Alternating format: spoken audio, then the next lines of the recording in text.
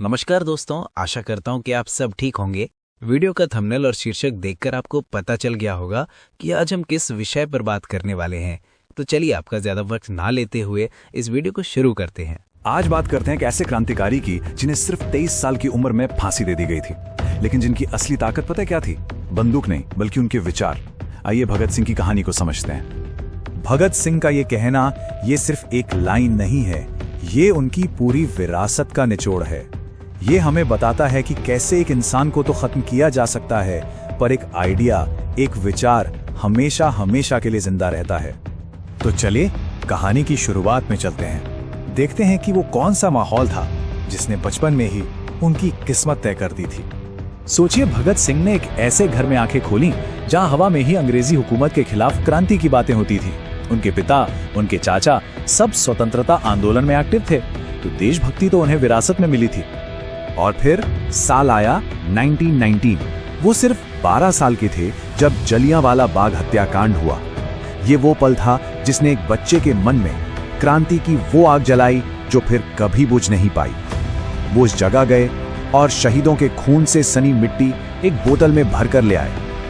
ये सिर्फ मिट्टी नहीं थी, ये एक संकल्प था। अब देखते हैं कि कैसे उनके विचार धीरे धीरे और पक्के हुए और उन्होंने आजादी की लड़ाई के लिए मुख्य धारा से एक अलग रास्ता क्यों चुना। देखिए, शुरू में तो वो गांधी जी के असहयोग आंदोलन से बहुत प्रभावित थे। विदेशी कपड़े और किताबें तक जला दी। पर जब चौरी चौरा की घटना के बाद गांधी जी ने आंदोलन वापस ले लिया तो भगत सिंह को बहुत निराशा हुई। उनके मन में एक सवाल घर कर गया कि क्या सिर्फ अहिंसा से आजादी मिल सकती है? और बस यहीं पर दो रास्ते अलग हो गए। एक तरफ गांधी जी का अहिंसक मार्ग था, तो दूसरी तरफ भगत सिंह को लगने लगा था कि एक जालिम हुकूमत को जगाने के लिए सिर्फ शांति का रास्ता काफी नहीं होगा। और यही वैचारिक मोड़ उनकी पूरी यात्रा की दिशा तय करने वाला था। इसी सोच के साथ वो कानपुर पहुंचे और चंद्रशेखर आजाद जैसे बड़े क्रांतिकारियों से मिले। वो हिंदुस्तान रिपब्लिकन एसोसिएशन यानी HRA में शामिल हुए। बाद में उन्होंने अपने समाजवादी विचारों को इसमें जोड़ा और इसे हिंदुस्तान सोशलिस्ट रिपब्लिकन एसोसिएशन यानी HSRA बनाने में एक बहुत अहम भूमिका निभाई। अब उनका लक्ष्य सिर्फ अंग्रेजों से आजादी नहीं था, बल्कि किसानों और मजदूरों की आर्थिक आजादी भी बन गया था। अब बात करते हैं उनके जीवन के उस दौर की जो उनके दो सबसे मशहूर और नाटकीय विरोध प्रदर्शनों के लिए जाना जाता है। इसकी जमीन तैयार हुई 1928 में। साइमन कमीशन का विरोध कर रहे लाला लाजपत राय पर पुलिस ने इतनी बेरहमी से लाठियां बरसाईं कि उनकी मृत्यु हो गई। इस घटना ने, आप समझिए, पूरे देश में गुस्से की आग लगा दी। HSRA ने तय किया कि लाला जी की मौत का बदला लेना होगा। उनका मानना था कि इस राष्ट्रीय अपमान का जवाब देना ही पड़ेगा। और इसी योजना में उन्होंने पुलिस अधिकारी जॉन पी सॉन्डर्स की हत्या कर दी। हालांकि उनका असली निशाना कोई और अधिकारी था। सॉन्डर्स की हत्या के बाद क्रांतिकारियों को अपनी आवाज, अपने विचार पूरे देश तक पहुंचाने थे। उन्हें एक मंच चाहिए था और इसके लिए उन्होंने चुना सेंट्रल असेंबली को। यहाँ ये समझना बहुत जरूरी है कि इस बमबारी का मकसद किसी को मारना या चोट पहुंचाना बिल्कुल नहीं था। ये एक बहुत सोची समझी रणनीति थी। उनका लक्ष्य था बहरी हो चुकी हुकूमत को अपनी आवाज सुनाना। उन्होंने पर्चे फेंके, नारे लगाए और फिर भागे नहीं बल्कि खुद को गिरफ्तारी के लिए पेश कर दिया। वो जानते थे कि असली लड़ाई अब अदालत में लड़ी जाएगी, विचारों की लड़ाई। तो चलिए अब उनके एक्शन से हटकर उनके सबसे शक्तिशाली हथियार पर ध्यान देते हैं, उनकी बुद्धि और वो विचार जो उन्होंने जेल से पूरी दुनिया में फैलाए। जेल में उन्होंने देखा कि भारतीय कैदियों के साथ कितना भेदभाव होता है। इसके खिलाफ उन्होंने एक ऐतिहासिक भूख हड़ताल शुरू की। 1-2 दिन नहीं, पूरे 64 दिनों तक। इस हड़ताल ने पूरे देश का ध्यान खींचा और उन्हें एक जननायक बना दिया। उनका सिद्धांत एकदम साफ था। ये लड़ाई सिर्फ अच्छे खाने या सुविधाओं के लिए नहीं थी, ये लड़ाई थी आत्मसम्मान की, राजनीतिक कैदियों के अधिकारों की। और यही हमें समझ आता है कि भगत सिंह सिर्फ एक बागी नहीं थे, वो एक बहुत गहरे विचारक थे।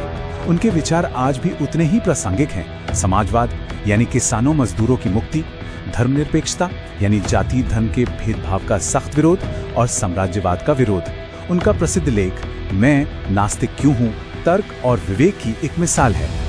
पता है, जब जवाहरलाल नेहरू उनसे जेल में मिले तो वो मौत के सामने भगत सिंह के शांत स्वभाव और साहस को देखकर हैरान रह गए थे। ये उस नौजवान का आत्मविश्वास था जो जानता था कि उसका मिशन अब पूरा हो चुका है। अब हम इस कहानी के अंत की ओर बढ़ रहे हैं, जहां उनकी फांसी और उनके जीवन और संदेश की कभी ना खत्म होने वाली शक्ति की बात होगी। पूरे देश में दया की अपीलें हुई, लेकिन अंग्रेजी हुकूमत ने उन्हें सॉन्डर्स हत्याकांड के लिए फांसी की सजा सुना दी। सरकार किसी भी हालत में इन क्रांतिकारियों को छोड़ने का जोखिम उठाना ही नहीं चाहती थी। सरकार लोगों के गुस्से से इतना डर गई थी कि उन्हें तय तारीख से एक दिन पहले ही 23 मार्च 1931 को फांसी दे दी गई। कहते हैं वो तीनों हंसते हंसते इंकलाब जिंदाबाद का नारा लगाते हुए फांसी पर झूल गए, और उस समय उनकी उम्र थी महज 23 साल। सोचिए, सिर्फ 23 साल की उम्र में उन्होंने जो वैचारिक विरासत छोड़ी वो सदियों तक प्रेरणा देती रहेगी। वो सिर्फ एक शहीद नहीं थे, वो एक विचारक थे, एक समाजवादी और एक सच्चे धर्मनिरपेक्षतावादी थे, जिनकी आज भी उतनी ही जरूरत है। भगत सिंह की कहानी हमें एक सवाल के साथ छोड़ जाती है। उन्होंने ये तो साबित कर दिया कि आप एक क्रांतिकारी को मार सकते हैं, पर उसके विचार को नहीं। तो फिर एक ऐसी क्रांति जो हथियारों से नहीं बल्कि विचारों से लड़ी जाए, उसका असली मतलब क्या होता है? वीडियो देखने के लिए आपका बहुत बहुत धन्यवाद। आशा है कि आपको वीडियो पसंद आया होगा, और अगर आपको वीडियो पसंद आया है तो कृपया हमारे चैनल को सब्सक्राइब करें, वीडियो को लाइक करें और अपने दोस्तों और परिवार के साथ वीडियो को शेयर भी करें। कृपया अपने बहुमूल्य सुझाव कमेंट करें और हमें बताएं कि हम अपने आप को और बेहतर कैसे बना सकते हैं। अभी के लिए बस इतना ही। मिलते हैं आपसे हमारे अगले वीडियो में। तब तक के लिए अलविदा।